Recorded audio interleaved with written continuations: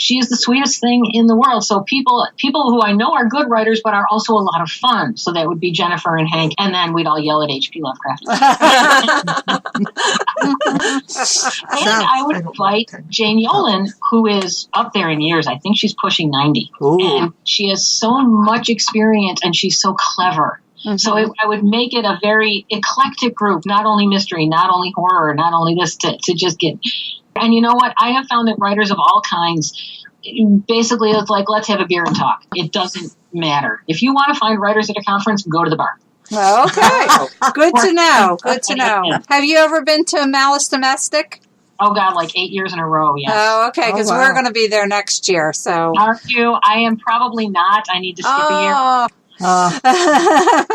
Even though I will. See, my next book doesn't come out until the end of May or early June. So if you don't have a new book out, it's difficult because my last book just came out at the middle of April. So it was perfect timing. So yeah, Malice is the most wonderful conference. There's Malice and there's BoucherCon. Right. Isn't that going on right now? I think that's... it's happening in St. Petersburg, and I keep looking at all the Facebook posts from my friends saying, I wish I was there, and I can't. There's only so many cons you can go to. Right. Yeah, well, since Malice Domestic is pretty much in our backyard because we live in Maryland, that'll be very easy for us. You will love it. It is it's about a third of the size of BoucherCon.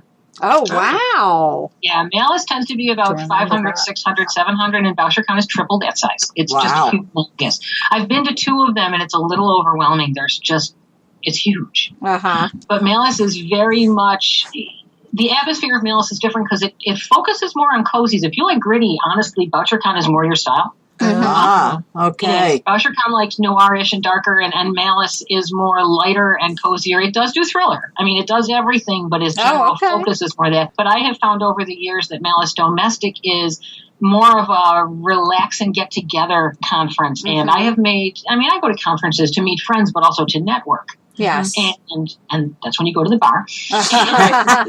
Or you're in the hotel lobby just hanging around. And I have also, the new hotel is awesome. The old hotel was terrible. The new hotel in Malice is awesome.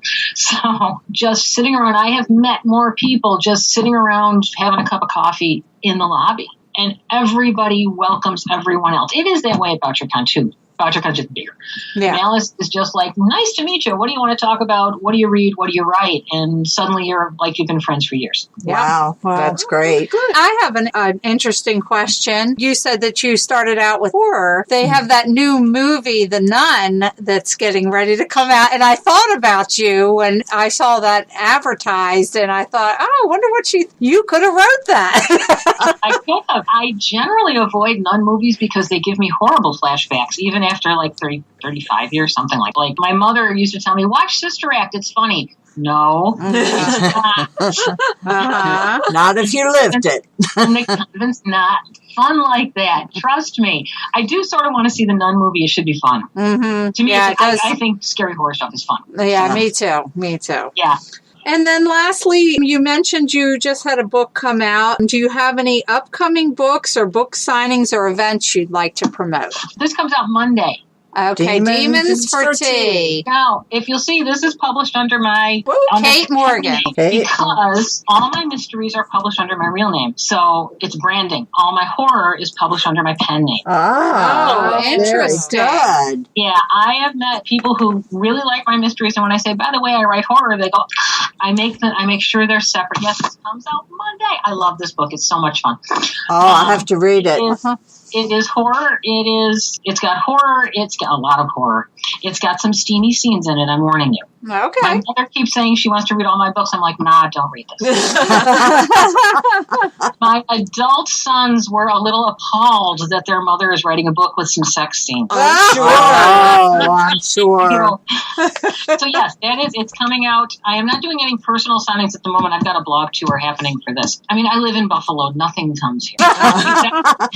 The last mystery now, The Force of Habit, there's 3 books in that series, Force of Habit, Back in the Habit, and Veiled Threat. And then that publisher said the sales weren't high enough and dropped me. So I sold the series to another publisher, Henry Press, and we rebooted it. And so, big spoiler, when we rebooted it, Julia and Frank are already married. Yeah. We jumped the timeline Yes. 2 years ahead of time. Right. So they're married, and he got his knee rehabbed, and he's back being a cop, and she's running the detective agency. Oh, okay. Moved forward from there. And then about 3 books into that, I was like, I'm getting a little bored with this, and if I'm getting bored writing it, that's bad. So we ended up, now she's also hunting ghosts. Oh. I like a little paranormal stuff in there. A very, very practical person. She treats ghost hunting as well. I never thought this existed, but it does. So there must be rules. So now we will do this. So she has rules now that any ghost cannot contact her while she's driving the car. Good rule. I love that. They can't contact her when she's got a baby now. A big spoiler, she's got a baby now. They can't contact her when she's carrying the baby, lest she gets startled. And they can't contact her when she and Frank are doing husband and wife things. And they're like I had a ghost appear in the book that's coming out next spring. She's starting the car, and she looks over, she goes, I told you people not while I'm in the car. And the ghost says, you're not driving. So they accept her rules because she treats them well. And the rules is, if you want me to take your case, you need to have living relatives who can pay my bills. Also a good rule. Good rule, yes. She is people say, oh, you're so much like Julia. I say, I'm really not. She's much nicer than I am, even though in the first few books, as you saw, she really has a pole up her butt. She does relax a bit. Yeah. Have you ever read Terry Reid's Paranormal Mary Riley series? I believe it is. It sounds a bit like Julia. Yes, okay. So, Julia does get rid of the pole up her butt. Well, I like it when characters evolve, and Julia sounds like she definitely evolves. So. She evolves. The one part of Julia that is like me is her trying to get used to being a regular human again. When I left the convent, I didn't know how to dress. I didn't know how to interact with people when I didn't have a veil on. Because when you have a veil and have it on, you're on display 24/7. Right, yes. right. People treat you differently. I mean, very few nuns wear veils now. I mean, only the very old ones do. But back in the 80s when I was a nun, everybody did. Right. Well, I went to Catholic school for 12 years, and that was enough for me. But there were quite a few nuns actually in high school that went without the veil. I think that was probably just the beginning, and that was I graduated in 84. I left the convent in 83. So, yeah, I graduated high school in 79. So, yeah, also, I apologize on behalf of all nuns that you survived. Believe me, I'm a recovering Catholic, so I understand greatly what you are going through. And so am I. I mean, when I walked from the convent, I walked from everything. So I've been on the inside, Well, there's a lot in the news now that hopefully the Catholic Church is going to be held accountable for a lot of these atrocities. They're going to change their ways. I generally keep my Facebook feed kind of funny, because I don't get into politics. I enjoy your Facebook feed. But I did get the local bishop here made a speech last weekend, and that's when I got angry. And I posted that the only possible thing he could have said was, I apologize, I'm resigning, and I'm turning myself and my records over to the police, and he didn't say that. No, and now they're trying to find the whistleblower. They're not focusing on the fact that their priests rape little boys and they move around priests to keep raping little boys. No, we have to find the whistleblower. And I'm an old broad. And I know that anarchy would only cause more problems, but I say tear it down. Yeah. And something's got to be done. Sell the zillions of dollars of art they have and just make reparations to everybody. Yeah. Yes. Amen. Yeah. So, yeah. Moving on. Well, and Julia, they'll talk about cases, now it's her and Sydney, the perky assistant. Oh, I love her. I like Sydney. She's a sweetheart. I've worked with a Christmas elf once who's a little bit like Sydney. Oh, really? So perky. Oh my gosh. And now she has a new assistant named Zane, who was an MIT genius and really doesn't know how to interact with humans. He works much better with computers. So every so often the three of them will discuss things, and they have a running joke that at some point they're going to get a client that is just going to push them over the edge, and they're going to institute a 10% grief charge to the bill. And they keep talking, well, who's going to be the first one? And every so often Julia will say, well, that pedophile priest we caught. Yes. Bring in. I mean, my mysteries are beach reads. I mean, they're written so you can take to the beach. The newer ones more so than the older ones. Although I have had the best fan letter I ever got was after Veiled Threat. And I did get angry fan mail after Veiled Threat because, spoiler, Frank proposes and she turns him down. Because they're at Sydney's wedding. And she's like, you're emotional, I'm emotional. We shouldn't make decisions in emotion. And she turns him down. And then she's like, I just did the stupidest thing I've ever done in my life. So when I ended it that way, I got the best fan mail I've ever received from a man who said, I want you to know that I don't like to read. And I finished all 3 of your books in 48 hours. Where's the next one? Wow. Wow. From a man, great. too. Yeah. I ended up naming a character after him in the next book. Oh, that's great. That is a great testament right there.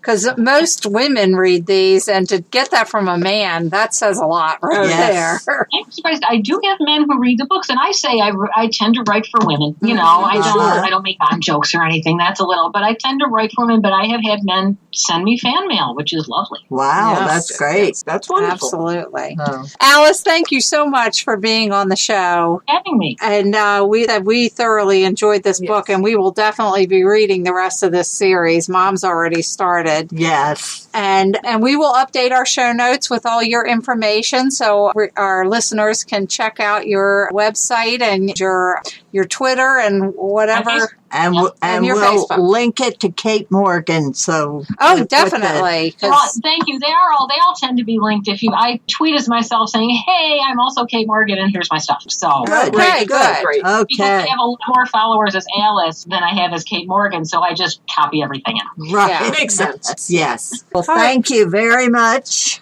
And So thank you for having me. we'll talk to you soon, and maybe we'll run into you at one of the conferences. That would be great. Okay. Take care. Bye-bye. Bye. Well, that was great. That was a fun interview. I would love to pick her brain some more. She was a very complex, interesting character herself. Right. Well, I thoroughly enjoyed this book. It started out kind of slow. I wasn't sure if I was going to like it or not. I'm not a recovering Catholic or Myself. know much about convent life. It picked up as it went, and wow, at the end, I really liked the ending of this book. And I plan on reading all the others. I really enjoyed it. Kathy? I myself am a recovering Catholic, and I have known quite a few nuns in my lifetime. Some of them were very, very kind, gracious people. Others were not.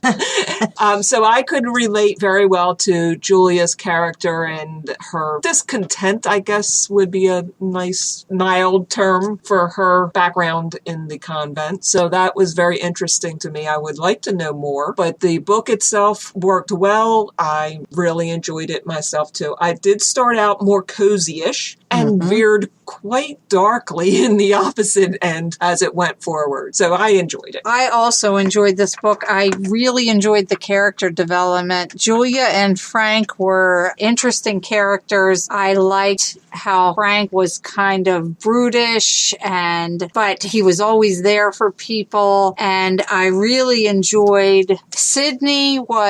She kind of reminds me of a lot of friends I have who are really into holistic cures, and I should say I am too. There you go. That's better. I'm pointing at her. She's the one who's always saying, try oil of something or other, and it'll cure everything. So I think Sydney and I would be kindred spirits. Although I don't want to try tofu. I have tried tofu. I don't like it. Don't like tofu either. That's what's going to keep me going back for more. I can't wait to see where the next book take Frank and Julia and Sydney. Okay, what did we learn from this book? I learned I'm very grateful my parents weren't Catholic and sent me to Catholic school or to a convent when Even though I must say, I'm sure that there's a lot of people that had good experiences going to Catholic schools. Not everybody had a negative experience. I suppose the Catholic Church wouldn't be that active today. It's not that active.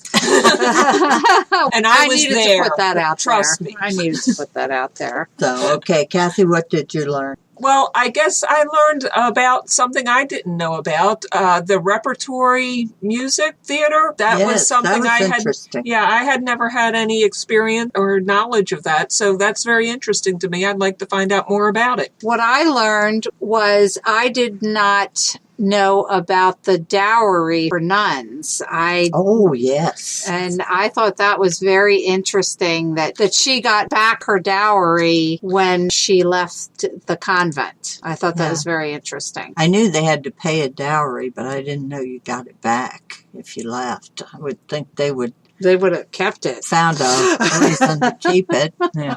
This is your fee. It's like a security deposit on an apartment. Right? Well, you messed up your wimple, so you don't get your money back. Right. Well, I hope you enjoyed this interview. We've left things a little more open. We found that No spoilers anymore.